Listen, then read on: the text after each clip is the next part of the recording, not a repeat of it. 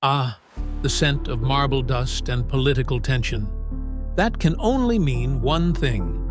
We've landed in Rome, March 15th, 44 BCE, the Ides of March.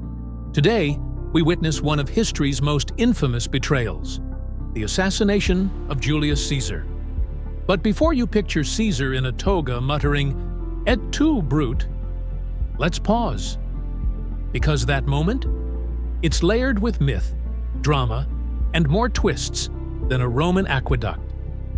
In this episode of Timelines and Tales, we're not just talking dates and daggers. We're diving into the why. Why would respected senators murder their own leader in cold blood? What was at stake? And what does it teach us 2 millennia later about power, fear, and the stories we choose to believe? Before he became a target, Julius Caesar was a rising star, brilliant general, skilled orator, populist politician. The people loved him. He fed the poor, expanded citizenship, paid soldiers, but the Senate, not so thrilled. He had crossed the Rubicon River, literally, in 49 BCE, an act of war against the Republic itself. They said he craved power. Maybe he did, but the truth was, Rome was crumbling. A republic in name, but broken by corruption and greed. Caesar promised order. The elite feared dictatorship. Imagine if a military leader today returned from abroad, marched on their own capital, and demanded emergency powers for stability. That was Caesar. Enter the liberatores, the liberators, at least in their own eyes. Brutus, Cassius, Decimus, and about 60 senators plotted to kill Caesar. Why? Some were idealists.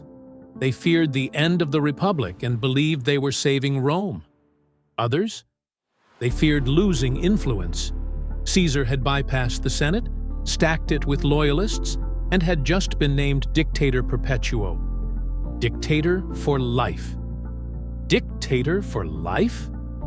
In a world that had just escaped kings centuries before, that phrase sounded like chains. Now, picture this. March 15th. Caesar is warned by a soothsayer. Beware the Ides of March. His wife, Calpurnia, dreams of blood. But Caesar, always the rationalist, scoffs. At the Senate meeting in the theater of Pompey, he arrives unarmed, unguarded. A senator kneels to plead for his brother's return from exile. A distraction. Then the knives flash. 23 stab wounds. Some missed, others fatal. But the real killer? According to a physician at the time, it was the second stab to the chest. And what of "et tu, Brute"? Likely poetic license. According to historians like Suetonius, Caesar may have said nothing at all, just pulled his toga over his face to preserve his dignity in death. The conspirators expected cheers. Instead, they got chaos. Rome didn't rejoice. It panicked. Caesar's will, read aloud, left money and land to the people.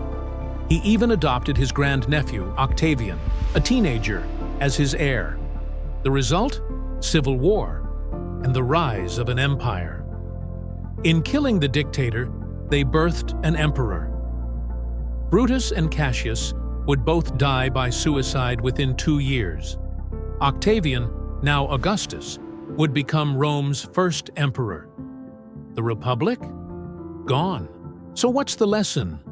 Power, once given, rarely returns quietly.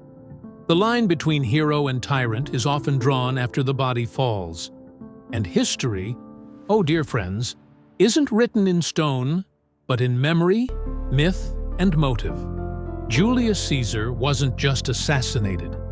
He was made into a symbol by those who feared him, by those who loved him, and by those who came after. When people say history repeats itself, they're not wrong, but only if we let it. If you found this tale as chilling as it is enlightening, subscribe to Timelines and Tales.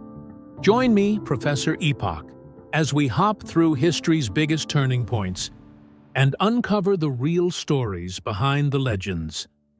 Until next time, beware the Ides of March.